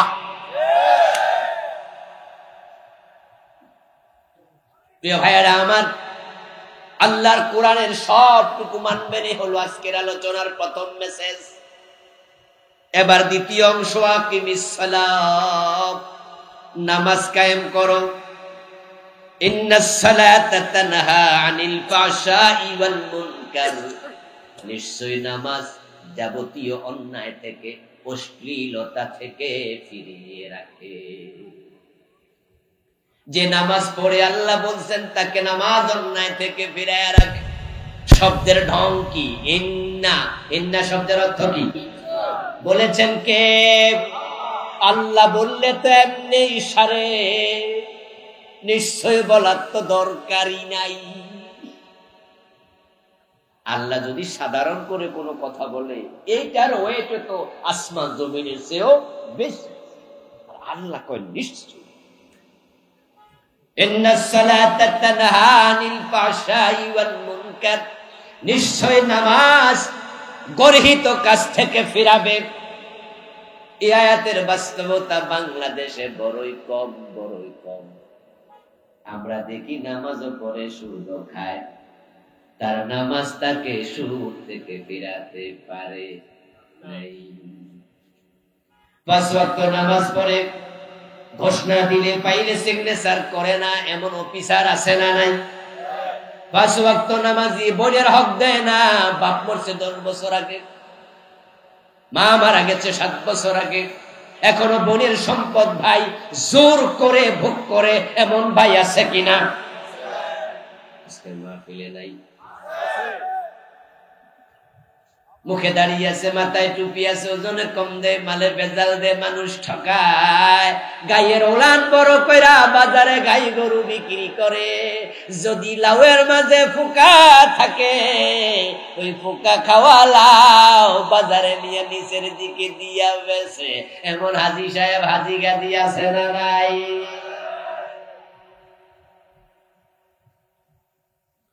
আল্লাহ বলে যাবতীয় অন্যায় থেকে নামাজ ফিরায়। আমি দেখি বেটা সুদ খাচ্ছে, গোশ খাচ্ছে, ওজনে কম দিচ্ছে, মালে ভেজাল দিচ্ছে, মানুষ ঠকাচ্ছে। আশ্চর্য মুসলমান, তোমার নামাজ তোমাকে অন্যায় থেকে ফিরাইলো না। আল্লাহর কথা তো মিথ্যা হতে পারে না। তাহলে নিশ্চয় তোমার নামাজে ভেজাল আছে, আল্লাহর কথায় তো কোনো ভেজাল নাই। তো তোমার নামাজ তোমাকে অন্যায় থেকে ফিরাইল না, কারণটা কি? নামাজ ঝামেলাপূর্ণ নামাজ। ছেলে বিদেশ থাকে, বিদেশ থেকে ফেরার পূর্বে বাড়ি থেকে কল দিয়া বলছে মেয়ের জন্য দেখে শুনে একটা সুন্দর পুতুল নিয়ে আসবে। আমরা পুতুলের পক্ষের লোক নই, কিন্তু বিদেশ থেকে পুতুল আনে এমন বিদেশি আছে না নাই? এমন পুতুলও আছে এখন বানায়, দেখতে হুবহু মানুষের নাচে, গান গায়, ওয়া ওয়া কয়ে কান্দে, টিপ মারলে হাত নাড়ে, পা নাড়ে, চোখের পাপড়ি পর্যন্ত। আপনি অবাক হয়ে তাকায় থাকবেন, কিরে একবারে হু হু মানুষ। বলুন তো, পুতুল দেখতে মানুষের মতো, আসলে মানুষ নাকি? তোমাদের যাদের নামাজ অন্যায় থেকে ফিরায় না, শোনো দোস্ত, তোমার নামাজ নামাজের মতো, আসলে এটা নামাজ।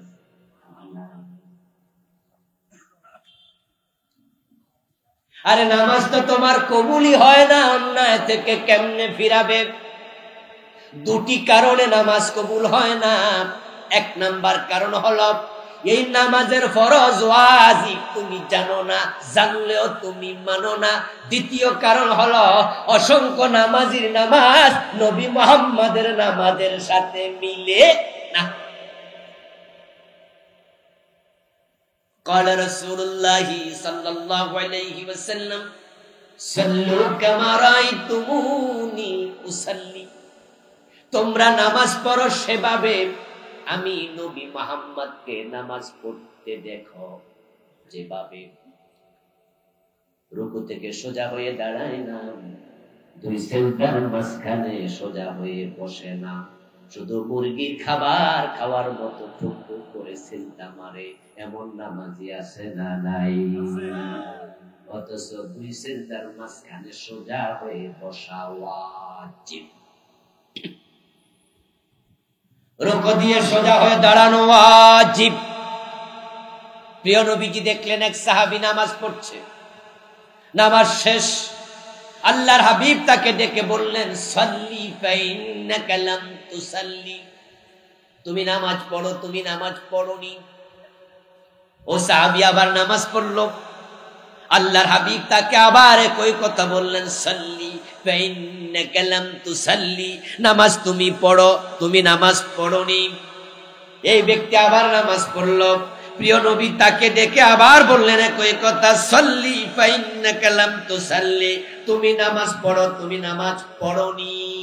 ওই সাহাবী আবার বলে, ইয়া রাসূলুল্লাহ, এর চেয়ে ভালো নামাজ তো আমি জানি না। ওই লোকটা সোজা হয়ে না দাঁড়াইয়া রুকুতে গেছে, দুই সিজদার মাঝখানে সোজা হয়ে না বসে পরপর সিজদা দিয়ে দিছে। আমার রাসূল বলে, তুমি নামাজ পড়োই নাই। এবার বলুন তো, এই জাতীয় নামাজ যারা পড়তেছে তাদের নামাজ তাদেরকে অন্যায় থেকে ফিরাতে পারবে নাকি?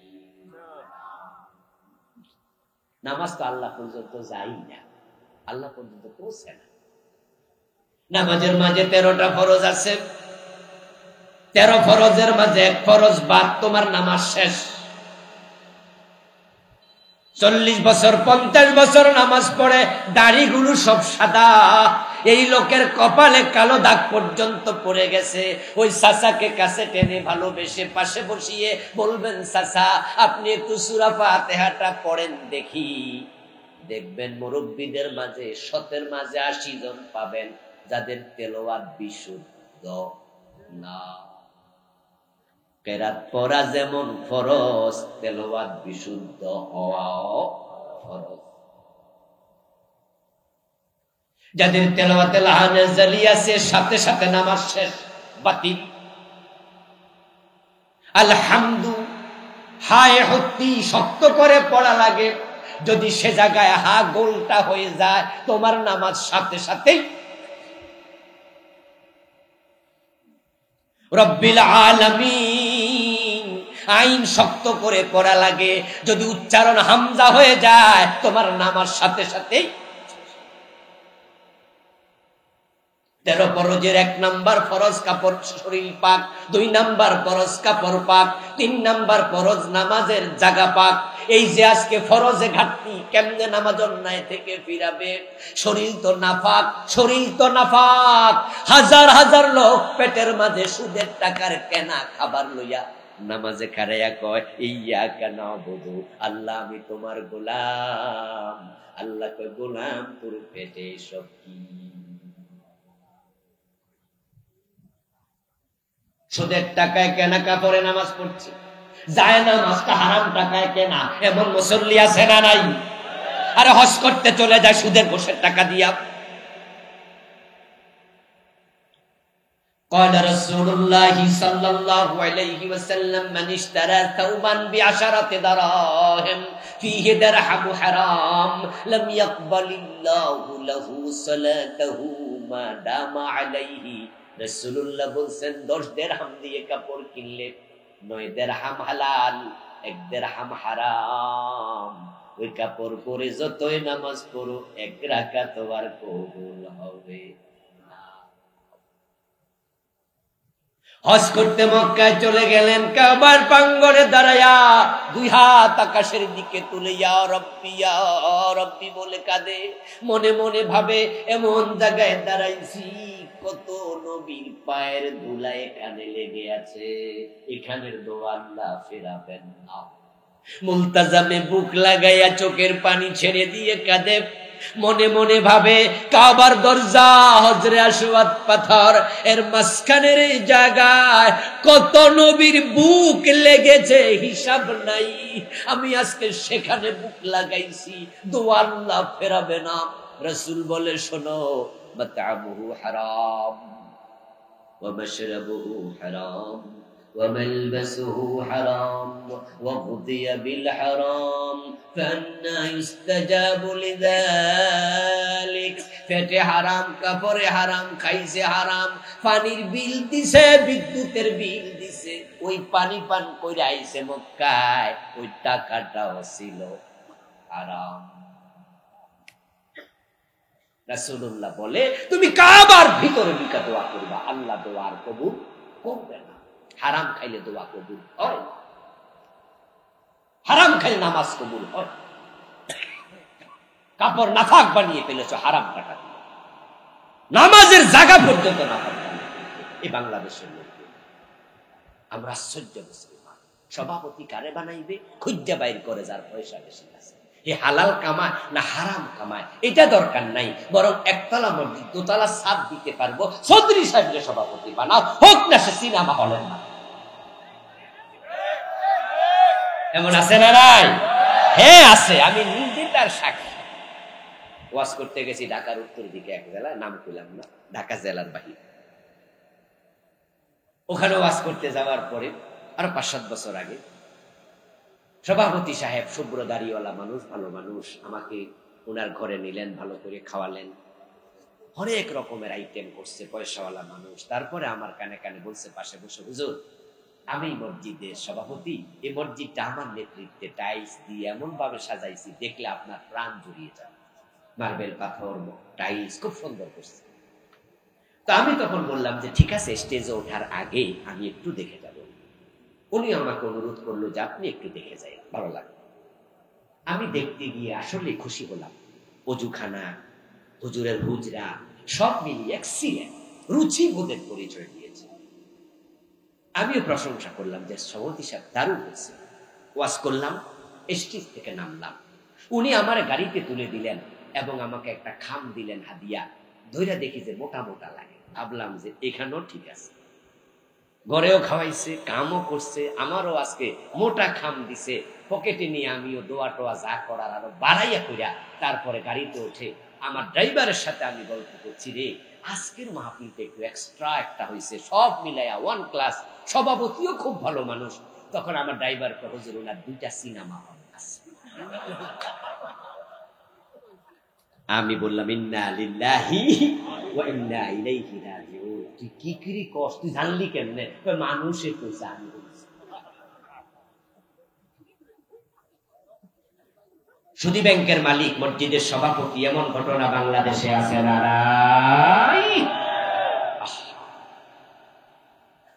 ও দোস্ত, রাসূলুল্লাহর মসজিদ তো পাকা ছিল না। আমরা টাইলস করার জন্য, মার্বেল পাথরের জন্য তো পাগল হয়ে খারাপ মানুষকে সভাপতি বানাইয়া দিলাম, তার টাকায় মসজিদ হবে।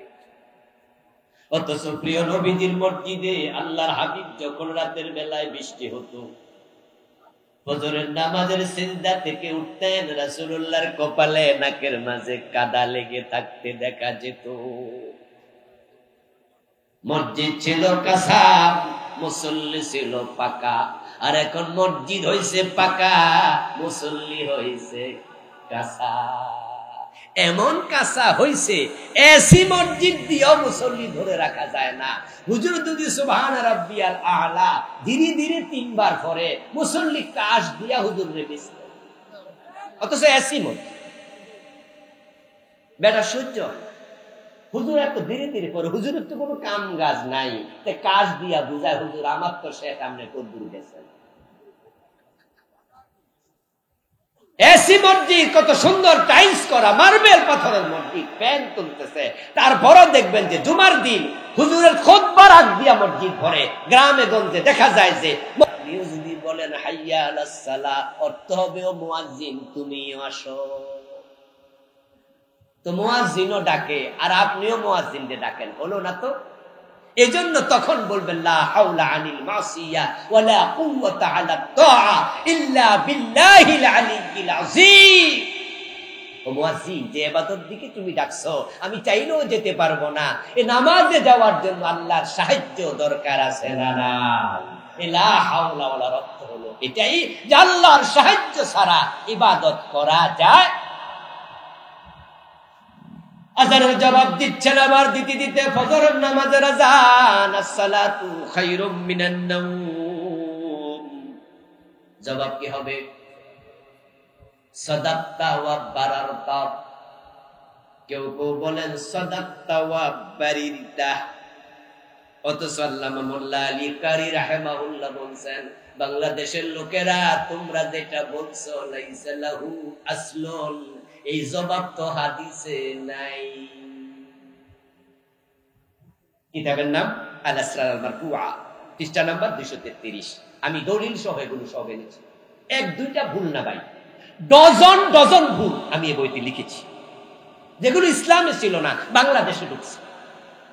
দোষ নাই, হুজুরদের দোষ দিয়েন না। কারণ আজ থেকে 100 বছর আগে বাংলাদেশে একটা কামেল মাদ্রাসা ছিল, একটা দাওরা মাদ্রাসা ছিল। কামেল পাশ করার জন্য কলকাতা আলিয়া যাওয়া লাগবে, দাওরা পাশ করার জন্য দেওবন্দে যাওয়া লাগবে।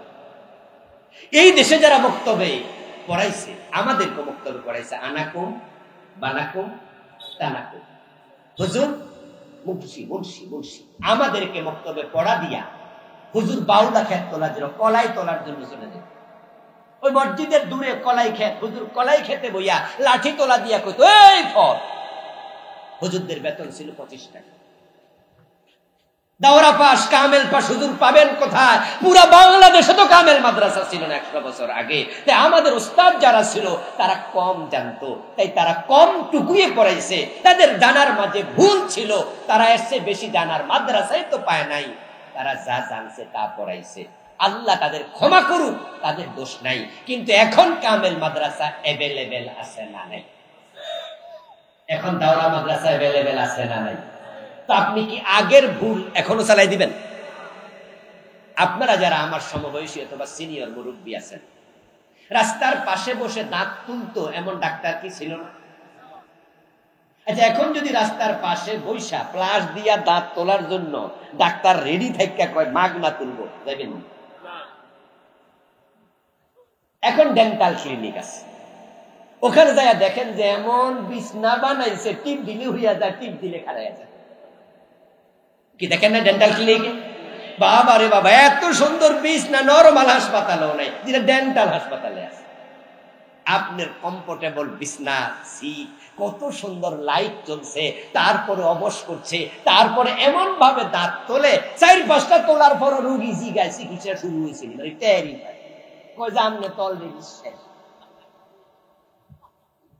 কারণটা কি? কারণ হচ্ছে আজ থেকে 20 বছর আগে প্রযুক্তিটা ছিল না। আচ্ছা, আপনারা যারা চুল কাটছেন, রাস্তার পাশে বৈশা ইটের মাঝে বয়া চুল কাটছে, এমন সেলুন ছিল না? আমার তো নিজেরই মনে আছে 2 হাঁটুর মাঝখানে মাথা ঢুকাইয়া কাটছে। আমাদের বাড়ির পাশে কিছু হিন্দু সেলুনওয়ালা ছিল, ওরা ওটা পরুপি টাইপের ছিল, মাথার চুল কাটতো আর ইন্নালিল্লাহ পড়তাম, কখন যে সাপ মারে আল্লাহ জানে। মাঝে মাঝে এরপরে চুলের পিছনের সাইড কাটার সময় 2 হাঁটুর মাঝখানে দইরা সাইড পাকা। আচ্ছা, এখন যদি এই বেটারা আমাদেরকে মাগনা চুল কাটতে চায়, আমরা ঢুকবো? কারণ আজকের এই সেলুনের যে সুন্দর ডিজাইন আগে ছিল। শোনেন, আজ থেকে আগে যে ভুলগুলো সমাজে ঢুকেছে, আলহামদুলিল্লাহ একদল আলেম পরিশ্রম করে সেগুলো চিহ্নিত করছে। আমাদের ডক্টর আব্দুল্লাহ জাহাঙ্গীর রাহমাহুল্লাহ বাংলাদেশে বেদাতের যে কত শিকড় গভীরে গেছে সেগুলো উপড়ায়া তোলার জন্য বই লিখে গেছে। লেখে নাই? সুন্দর সুন্দর বই। বলেন আব্দুর রহিম রাহমাহুল্লাহ বই লিখেছেন সুন্নাত ও বিদআত, বই লিখেছেন হাদিস সংকলনের ইতিহাস। আব্দুল্লাহ জাহাঙ্গীর স্যার রাহমাহুল্লাহ লিখেছেন হাদিসের নামে জালিয়াতি। অনেক কষ্ট করে বইগুলো লিখি, 6 মাস মাহফিল করি, রাস্তাঘাটে থাকি, ক্লাসে পড়াই, সময় পাই না। বাকি 6 মাস আল্লাহর হস্তে এই জাতিকে যেন কিছু দিতে পারি, এই জন্য লেখার চেষ্টা করি। আমরা সংকলন করেছি কোন কোন ভুল দলিল সহ ধরেছি, যা আপনি বলবেন যে হুজুর কইয়া গেছে গা, উনার কথা মনে ঠিক না। না, কথাগুলো আমার নয়, কথাগুলো আগেকার আলেমদের। বাংলাদেশে 150 বছর আগে মাদ্রাসা ছিল না, এটা সত্য, কিন্তু ইমাম বুখারী শরীফ কি ছিল না? এটা কি 150 বছর আগে লিখছিল? সহিহ মুসলিম ছিল না? তাফসীর ইবনে কাসির ছিল না? বাইজাবি ছিল না?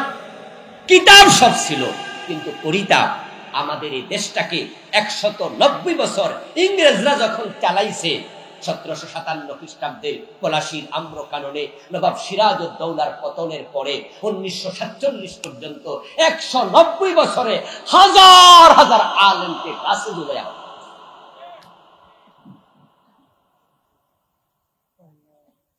হাজার হাজার আলেম, এমন কোন গাছ এলাকায় পাওয়া যেত না যেখানে কোনো না কোনো আলেমের লাশ ঝুলে নাই।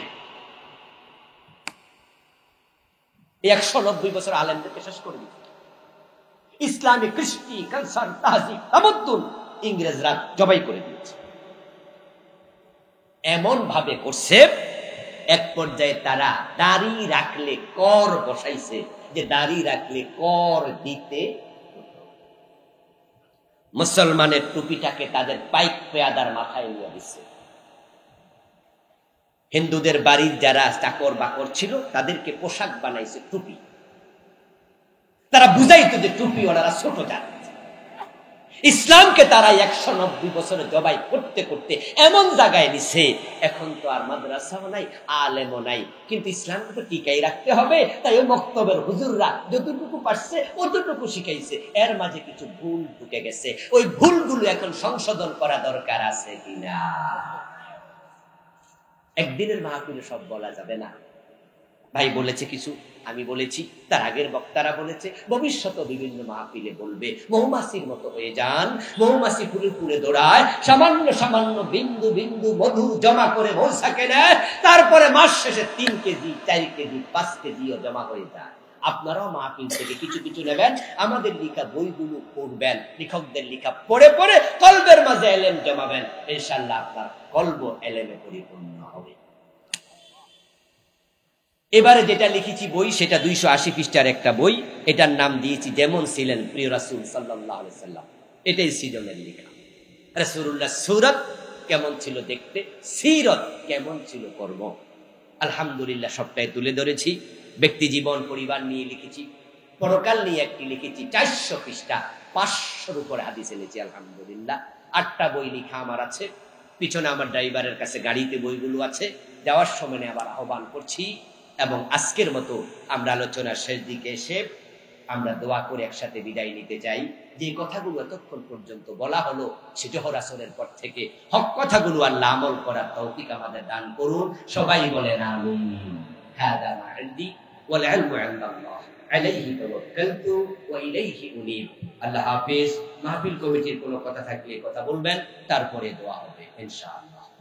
একদম শহীদ আছে, শহীদ জুবাইর এবারে এই এলাকা আচ্ছা, গত গেতে শহীদ হয়েছে, মানে এই আন্দোলনে গেরাক। আর ওই আমাদের কিছু প্রবাসী ভাইরা দোয়া চাইছে, কিছু ছেলে পেলে জেলে আছে, তাদের মুক্তির জন্য আমি আপনি দোয়া করে দেন ভাই। আলহামদুলিল্লাহি রাব্বিল আলামিন والصلاة والسلام على نبينا محمد وآله وأصحابه أجمعين. ربنا ظلمنا أنفسنا وإن لم تغفر لنا وترحمنا لنكونن من الخاسرين. آمين. ربنا آتنا في الدنيا